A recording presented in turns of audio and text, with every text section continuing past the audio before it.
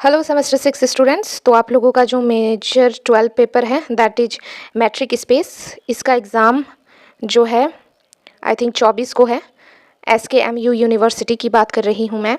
तो चलिए स्टार्ट करते हैं। मतलब इसके पहले ही मैंने सेमेस्टर 6 का पूरा प्लेलिस्ट स्टार्ट मैं पहले ही कर चुकी हूँ। आप डिस्क्रिप्शन बॉक्स चेक करो जाकर, लिंक है पूरा प्लेलिस्ट का, आप उसको क्लिक करके सेव कर सकते हो। साथ ही साथ अगर आप चैनल से नहीं जुड़े हो तो प्लीज़ चैनल को कर लो सब्सक्राइब, वीडियो को लाइक करना, शेयर करना और कमेंट करना।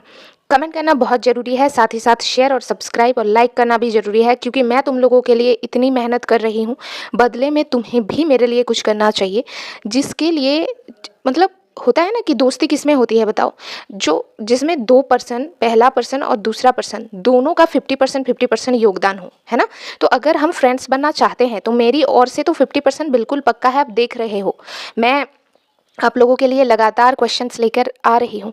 बट मैंने एक चीज़ क्या देखा, इसके पहले वाले जो मैंने वीडियो अपलोड की थी, क्लास अपलोड की थी कि solution of by quadratic equation, जो कि आपके सिलेबस में है, कर लेना। बाय द वे मैं बताना भी चाहूँगी, अगर आपने नहीं किया है क्लास तो देखा है।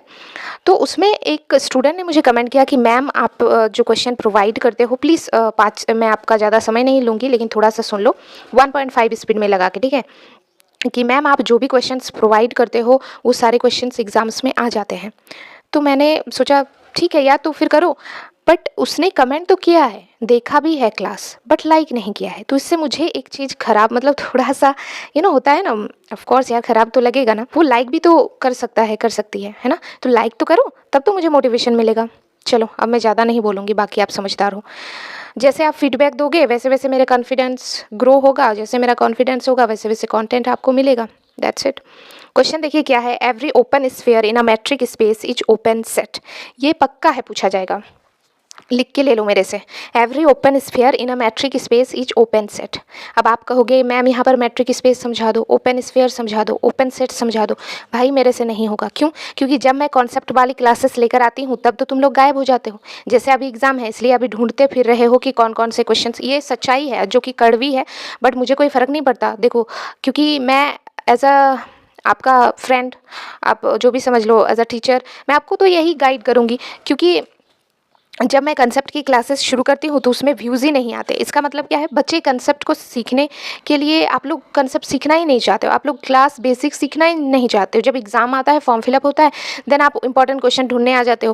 फिर इंपॉर्टेंट क्वेश्चन मिल भी जाता है, फिर समझ नहीं आता, फिर आप एक गंदा सा कॉमेंट करके चले जाते हो कि मैम आप तो समझा ही नहीं पाए, या सर कोई भी करता है तो सर आप तो समझा ही नहीं पाए। तो ये किसकी फॉल्ट है बताओ? अगर तुम चाहोगे कि कंसेप्ट सीखेंगे तो शुरू से एक्टिव रहो ना। जैसे सेमेस्टर 6 का हुआ, आप सेमेस्टर 7 का मैं अपलोड करूँगी, तब कोई नहीं स्टूडेंट रहेगा, 2 महीने, एकदम 1 महीने कोई भी नहीं रहेगा। लेकिन जैसे ही एग्जाम आ जाएगा फिर से आ जाएगा। तो कंसेप्ट नहीं सीखोगे तो फिर कैसे समझ पाओगे? तो यहाँ पर मैं नहीं समझा सकती ओपन स्फीयर क्या है, ओपन सेट क्या है, ठीक है। तो अभी क्वेश्चन देख लो, अभी टाइम भी नहीं है, बट सेमेस्टर 7 से सुधर जाओ। देखो क्या लिखना है, लेट एक्स कॉमा डी। वैसे मैंने आपको मैट्रिक स्पेस क्या होता है, क्या क्या इसकी कंडीशन है, वो मैंने बता दी है। अगर आपने नहीं देखा है तो मैं इसी डिस्क्रिप्शन बॉक्स में 2 लिंक दूंगी।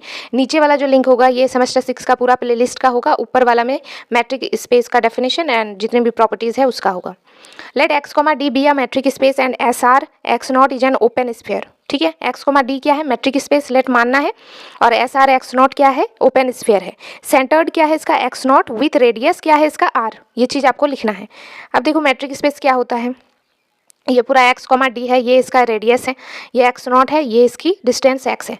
तो एक्स अगर बिलोंग करता है एस आर एक्स नॉट में, तो which implies that s rho x subset होगा एस आर एक्स नॉट का। वेयर हमारा रो क्या है, देख लो, रो का जो वैल्यू है वो बिलोंग करेगा 0 से बड़ा और आर यानी रेडियस से छोटा। ठीक है, अब ये चीज़ आपने करनी है, x belongs to s r x naught, तो एस रो एक्स सबसेट होगा एस आर एक्स नॉट की, वेर रो का वैल्यू यहाँ से यहाँ तक बिलोंग करता है। शुरुआत फिर यहीं से करेंगे कि एक्स हमारा बिलोंग करता है एस आर एक्स नॉट में, तो इसका जो डिस्टेंस है D of x comma x naught, ये लेस देन रेडियस के होगा, मतलब लेस देन आर होगा। और रो इज इक्वल टू क्या होगा बताओ, rho is equal to R minus D x x naught is greater than 0 होगा। ठीक है, ये कर लो, ये पक्का आएगा। Now consider a open sphere. अब ओपन स्फीयर एक कंसीडर करना है, centred at x, x centre है इसका, रेडियस रो है। पहले सेंटर क्या था, एक्स नॉट और रेडियस आर था, अब सेंटर एक्स है और रेडियस रो है। समझे? पहले एक्स बिलोंग कर रहा था एस आर एक्स नॉट में, अभी वाई बिलोंग करेगा एस रो एक्स में। पहले था distance d of x comma x naught और यहाँ पर है d y comma x is less than r के होगा, तो d Y x is less than r minus D x x naught. Same pattern में चल रहा है। This is equation number first. अब हमने क्या करना है, डी अब हम यहाँ पर लिखेंगे हेंस डी वाई और X naught is less than और equal to D Y X plus D x x naught. यहाँ पर D Y x naught is less than और इक्वल टू, यहाँ पर आर माइनस, ये आर होगा, आर माइनस होगा D x x naught plus D x x naught. ये दोनों तो कट जाएगा प्लस और माइनस में, तो हमारे पास क्या बचा, d Y x naught is less than और इक्वल टू आर। और यहाँ पर वाई बिलोंग कर रहा था कहाँ पे, एस आर। इसका मतलब क्या है, वाई बिलोंग कर रहा है एस आर एक्स नॉट में। एक्स तो बिलोंग ही कर रहा था एस आर एक्स नॉट में, अब वाई भी बिलोंग कर रहा है एस आर एक्स नॉट में। इससे क्या कंक्लूजन निकला कि जो एस रो एक्स है ये हमारा सबसेट है एस आर एक्स नॉट के, तो हम कह सकते हैं कि S r x naught is an open sphere. Hence every open sphere is an open set. ठीक है, कर लो इसको, मिलते हैं नेक्स्ट क्वेश्चन के साथ।